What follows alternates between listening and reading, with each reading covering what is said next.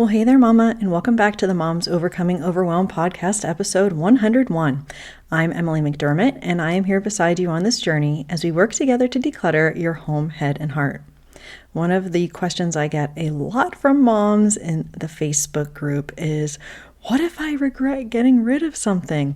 Decluttering regret is real, and it's a big reason why we end up holding on to things we don't need because we have a fear of that regret. Well, today we are going to talk about how to avoid that decluttering regret and let go with confidence as we get into several of the mindset shifts that are going to help us. So what do you say?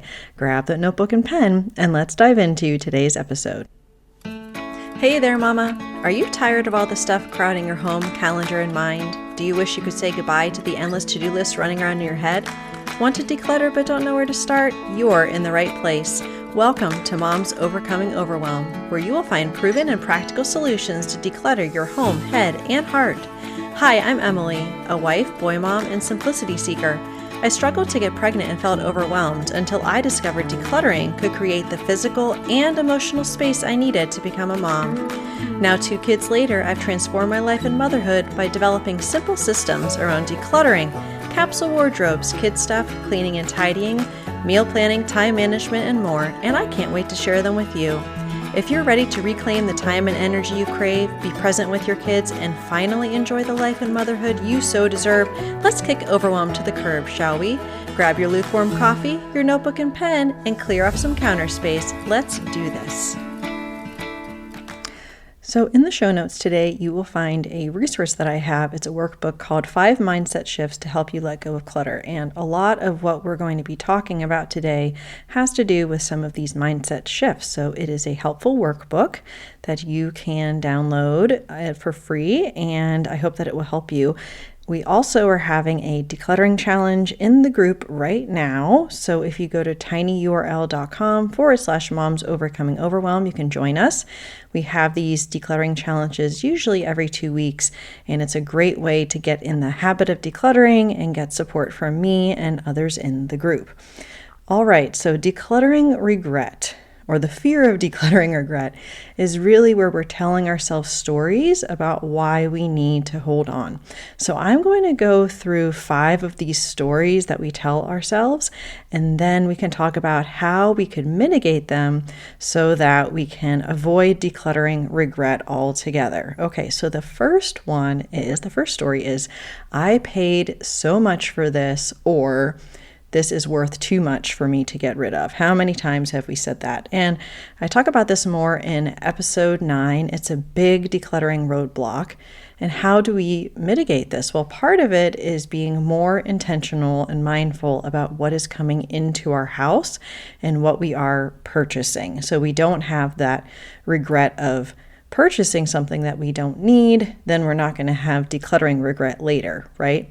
And realizing that once we've paid for something with our money, we don't want to keep paying for it with our time and our energy and focus and all the things that are required to maintain something. Another thing to remember is that we are worth more than anything we have ever paid for anything in our home. So I've mentioned this statistic before, but supposedly the average American home has 300,000 items. And even if those were all worth $1, then $300,000, you are still worth more than that. So if you have something with the tag still on it and you think, I couldn't possibly get rid of this because it's a handbag and I paid $200 for it, your time and peace and sanity and all these things that we're trying to reclaim are worth more than that. And we can accept that we made a mistake perhaps in purchasing something. We can forgive ourselves, and then we can bless someone else with it, whether that be selling it or just giving it away. And we're able to enjoy the benefits of living with less rather than worrying about the regret of what we paid for something. The second story that we keep telling ourselves is that I might use this someday, or I need to keep it just in case, right? So just in case, the minimalists say that those are the three most dangerous words in the English language, which kind of makes me laugh. But we definitely do this a lot as moms, where we think, okay, well, I might fit into this pair of pants someday. I might use these crafting supplies someday. My kids might want to play with this toy someday, right? And so how do we mitigate this fear of getting rid of something because of those some days and just in cases? Well, we want to accept the season that we're in right now and make sure that we're surrounding ourselves with things that make us feel good, not upset about the clothes we don't fit into or the hobbies we don't do anymore. And we can also ask ourselves, what's the worst case scenario if I needed this and I didn't have it? The minimalists also have something called the 20/20 rule, which is really interesting. It means asking yourself two questions. Could I replace this item for less than $20? And can I replace it in less than 20 minutes? Meaning you could get it at a place that was like 20 minutes away. Or I guess now with Amazon, you could get it probably within 20 minutes to your door. But the point being that we often think, oh, well, yeah, there might be this situation possibly where I might need it. But even if you don't have it, you could probably borrow it from someone, or you could replace it easily. And we always want to remember what our time is worth. I mean, let's use that $20 idea and say, okay, so an hour of my time is worth $20. Well, how much time am I spending managing stuff I never use? It's probably hundreds and hundreds and hundreds of dollars worth, right? So we want to make sure that we are realistic about our time and our season as we're thinking about these aspirational situations. All right, so the third story that we keep telling ourselves is that I have to keep this physical item because it means something to me, or maybe it means something to my mother-in-law, or maybe it means something to my parents, and you're feeling guilty about getting rid of it. I was talking to a mom's group today, and several of the women are dealing with guilt that's actually overt guilt coming from family members. Well, we talk in episode 11 a little bit more about sentimental items, but here are some ways we can mitigate this. We can ask ourselves, can we just keep the best of the best and display those things rather than keeping everything? It doesn't have to be this all or nothing mentality. We can have this curated best of the best mentality.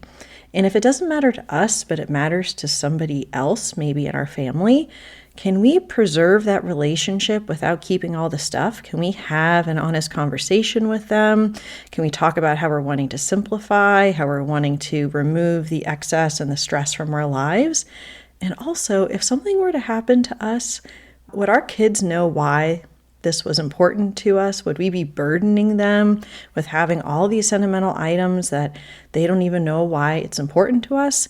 And we talk about this a little bit more in episode 65 about Swedish death cleaning. But a lot of times we're keeping so much stuff out of guilt or obligation, and we would burden our spouse or kids if something were to happen to us. So one way to mitigate the fear of decluttering regret for sentimental items is to really have this honest conversation with ourselves about what we're keeping and why, and if it's because it means something to us or if it's because it's out of guilt or obligation or worrying about what other people think. Okay, moving right along to the fourth story that we tell ourselves, which is that I don't want to be wasteful. I don't want to add to the landfill, so I'll just hold on to it. Now, caring about the landfill and the environment is a worthy goal. However, we can care about the environment and understand that the excess in our homes is harming our health, right? So we can make more mindful choices in the future and stop the influx of stuff into our home and be able to let go of things that are not serving us right now. It's all about making better choices in the future. It doesn't have to be, again, this all or nothing, either or mindset. We can care about the environment and let something go. So shifting our mindset more to that both and rather than an either or would be helpful there. And while there are many more stories that we're probably telling ourselves, and you can always come over to the Facebook group and talk about the story you might be telling yourself that is preventing you from being able to let go. But one of them is, my kids might want this, or my grandkids. So I was talking to a mom today about her wedding dress, whether she was holding on to it for her daughter. And a lot of times we might do this thinking, well, if I let go of something, then I'm going to regret it because my kids might want it. I would ask yourself, how much of what your parents have tried to give you do you actually want? Chances are probably not as much as they're trying to give you. That may possibly not be the case, but most people I've met, their parents are trying to give them all this stuff from their childhood and they really don't want it. So one idea is to use the container concept we talked about in episode 6 to minimize the amount that you are keeping for your kids and or potential grandkids. Because there's a thin line between blessing our kids with that and it being a burden on them. So we want to make sure we are mindful of that and being really realistic about what our kids might actually want in the future. So hopefully going through these questions and thought processes have helped you as far as avoiding decluttering regret and being able to let go with more confidence. And people ask me all the time, have you ever regretted letting go of something? And the answer is sort of. I have on occasion let go of my youngest son's clothes thinking that the season has changed and it's warming up. And so I get rid of some of the winter clothes and then it ends up being cold again. So that is one lesson that I have learned, that when it is February and March, to still hold on to some of the warm clothing, so you never know when there's going to be a cold spell again. That is probably the only thing, but again, using that 2020 rule, I was able to easily go buy some shirts and pants and everything was okay, and I learned something from it. So that's the good thing about any regrets you might have. They're probably very minimal and you are able to learn from those. On Thursday, we're going to be talking to Mickey Gardner and talking about people pleasing and how that affects our mental clutter and how we show up in our relationships and the many roles we play as busy moms. And as a recovering people pleaser, I think you're really going to love this conversation. So I will see you on Thursday. Bye for now. If you like today's podcast, here's what you can do. Just take 30 seconds to leave me a review. I know you're a busy mama. You're overwhelmed, in fact, but 30 seconds of your day makes such an impact. I'll be blessed by your words. They'll definitely make my day. And who knows, you might be entered for this month's giveaway. In Apple Podcasts, scroll down to write a review. Thanks so much for your time. I'm so grateful for you.